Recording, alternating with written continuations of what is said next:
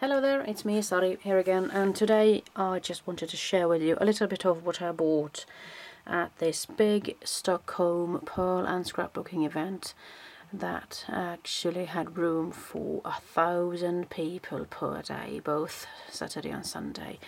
And I was there with Scrapbruket, and we had a whole lot of fun selling stuff and me demoing and having workshops.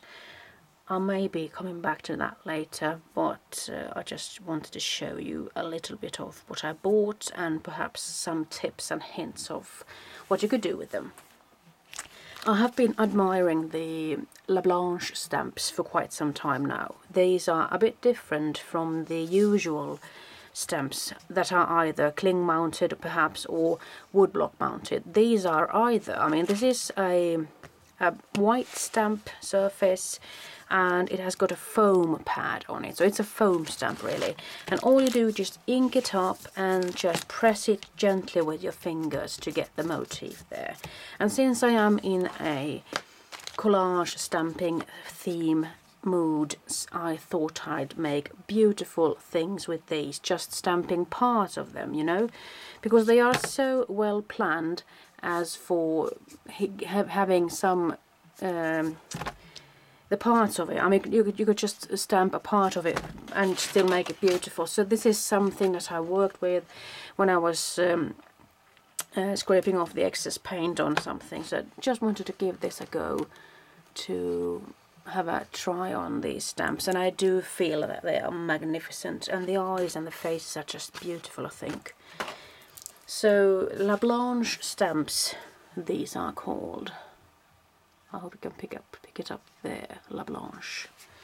And let's see, I ended up buying this one. This one is from Urban Stamps. I think it's Papermania, DoCrafts, and it's a beautiful girl there. I'm thinking of putting her in my collage stamping book.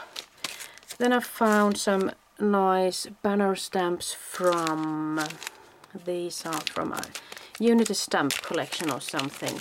So the picture might be small, but when you flip it over you see that the stamps are actually pretty good in size, and they aren't that expensive either. So it's a nice company, and they have these wonderful red rubber stamps, easy mounted. And then I decided on purchasing this one, or buying this one, which also could work out with the collage theme stamping, you see. So I'm hoping I'll have some fun with that. Then the Papermania or the DoCrafts have also got a travel themed kit going on. They have some stamps and papers and even some tickets and different things. I'm hoping I'll be able to put them in a sort of a travel journal, which I can bring with me on my short travels and journeys. And I'm also thinking of incorporating postcards which I actually pick up on that journey. So if I'm keeping let's say this is a book. It isn't, but let's say it is. And I'm just going to make it a really simple book, bind it together with my cinch, and perhaps even just use the leftover piece of a food carton, you see. I could paint it with gesso, I could go wild and crazy and even cover it, but I could just keep it simple as it is. And if I'm going, let's say I'd put some pages that are the same shape, but the postcards could be smaller, or these tickets could be here. So I'm thinking it could be a vivid book, and in that case you could actually just keep it in your bag without these coils getting stuck on and everything. So this is nice. And if I wanted to make it make an effort, I could actually make a cover for this also. So I could just have this one inside a cover. And I have made a video of that before, a bit sloppy of course, but that's a way to do things. I might actually mention that I did bring this one to the craft event, or that selling expo, and with the intention of actually having the possibility of using a bit of washi tape if I wanted to on a project. I could in this way actually keep all my washi tapes with me without having to carry this load with me. So I think this is a nice way actually to just bring with you what you want. This is a London themed tape, as you can see, pretty nice. And this is another one, and that one is from U-Do. I just can't remember what this one is called, I'm sorry for that. There is another one with a New York theme, or perhaps, I'm sorry, this is France. And here is something with a travel theme. So these are a bit wider, as you can see. And I have also found this one, I don't know what the name of that is, and some stamps, postage. And then I have gone mad for dots and stripes and different patterns. Black and white, always nice. And I've also got a band or a roll with different words. They look like those diamond words, don't they? There are some letters there as well, and arrows. And I love that one, the brick wall. And I just felt like continuing filling this book up, because what I did was I just took the leftover pieces of plastic from photo albums. You know, those 80s photo albums where you were supposed to just lift the plastic up, put your photo in and put the plastic back, and eventually that sort of glue just ended up functioning. So just use that plastic from, let's see, I found myself an album with lots of these pages. So I just stripped it off, took away those plastic sheets, and I thought I didn't want to throw them away, so I felt like I was going to give myself a challenge. So what I did was I just folded them in half, and well, there's a thingy here. I didn't feel like cutting them up and taping and such. I just wanted to make it easy and simple. So I folded them in half and put this white piece of paper on both sides, glued it on, and then just made the holes with the cinch. And then I put a piece of paper in here to make it a little bit more sturdy. So this was a really quick way for me to make this book, and since I can press it like this, I could actually fit in more pages or more stuff if I wanted to. But I thought this was a clever way of actually bringing all your washi tapes with you without the hassle of carrying the weight of them, you see. So let's see, I could continue with those dies. You know, I really went mad when I saw these new dies from Tim Holtz. This one is called Pediments, and it makes wonderful top pieces like these. So it makes 3 different top pieces which you could put on just any kind of peekaboo box or something. I saw a girl who had made the most beautiful name tag. I think I'll try to post that photo in this video, and I hope she won't be offended by it. But I just wanted to show you what I made with it. And why I'm so crazy for these thick dies is the reason is that I can actually die cut a bit thicker materials with the most ease you could ever imagine. So I just grabbed a carbon box, I don't know, a box, and I just wanted to give this a go. So I die cut them, and I'm pretty happy with that brown hue as well.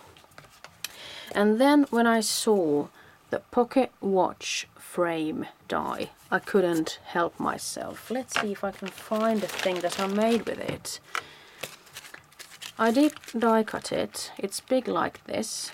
And then I got my hands on some honeycomb paper. And this honeycomb paper comes, I think it's called, let's see.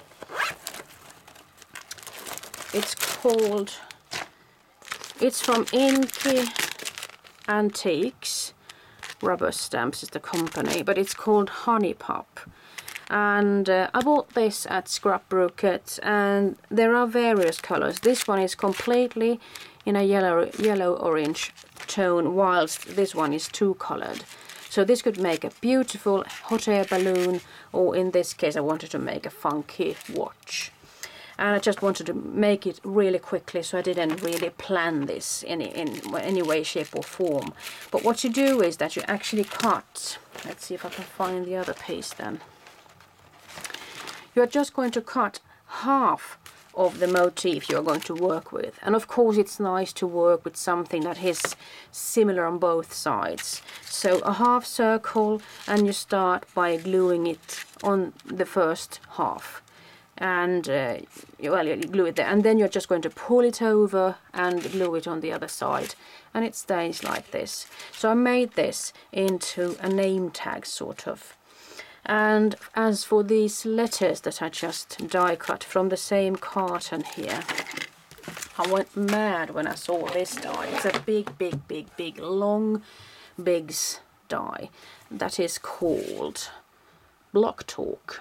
At first, when I saw the picture, I just thought it was going to be one of those Sizzlits dies, but it wasn't. And when I saw the result of die cutting this, you know, I have been waiting for a die like this for the longest of times, because now I actually do feel the freedom of being able to die cut both funky foam, felt, and different sorts of chipboard and such, and color them in my favorite color, and I can just make letters and letters. Oh my goodness, no numbers and everything. I could just make them in the material I want and the color I want. So what I did first was to die cut it from a piece of carton, and then I ended up with these letters, and I just love them because it gives you the height without being too heavy. And when I'm gluing them down, when I glue with my glue gun, this is the result I get. And before I glued these down, I actually did paint them with Tim Holtz's new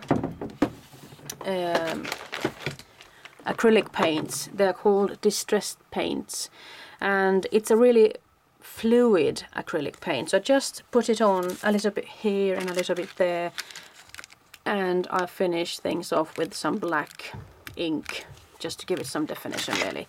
So I really had myself some fun making something out of these.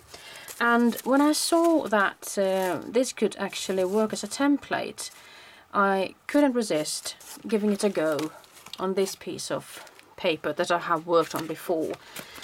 I have put on some sort of a packaging material which I got when I bought something in a shop. It's a bit plasticky, so when I glued it on and I tried to heat set it or dry quickly with my embossing or my heat gun, it actually started to melt. But it sort of gives a nice structure also, doesn't it? So, getting back to this one, I just wanted to give it a go working with this. So I worked with something that's called acrylic modeling paste, and it's a really thick paste. And I intentionally really just dragged it across here because I wanted to create the depth, you see. So this is the way it looks. It's pretty deep, and you need to give it a good complete day actually to dry. This has been drying for, let's say, 24 hours, even more. So now it's really hard and it still keeps its height. So if you want to create structure, make sure you actually make deep stencils. So keep these until they are worn out, and then make some new ones with your fantastic dies. And then I'm going to finish things off with just a few more things. I also bought these Movers and Shapers dies. It's a mini pocket watch, and I don't know what this one is called. And I also got myself a base tray, because I do believe that I had one before, but I can't find it. And when I'm die cutting these shapes, I can actually fit in quite a few at the same time, so that saves me time. And I can also keep my dies in this one and just put it in a box, or actually take it to a crafts event and just keep track of them in this way. I just wanted to finish things off with these stamps from Artemio. I'm sorry, I don't know how to pronounce this in French. I just can't do it. But I wanted to show you the latest 3 items that I bought from there. This is something with a world or travel theme, or perhaps even musical vintage. It's a clock there, and a wonderful gramophone, typewriter there, a small camera, key, and a stamp, actually, a regular old-fashioned stamp. And then there's something with a New York theme. You know, I do fancy going to New York one of these days. I'm not sure when, but I do have the stamps to go with it. And then Italy. I've been to Italy a couple of times. I do love the Italian language, so this is perfect for me. And I just like the way these stamps look. So here are the former stamps that I have had for a couple of years now, and I have started using them. They actually do have 2 sets for London. It's nice, isn't it? And then there is something which is a regular travel theme. And this is nice because it does have that wonderful map there, and the compass, and even the clock there. So this is it from me. I'm hoping to be able to do something nice for you in the next video. Bye bye.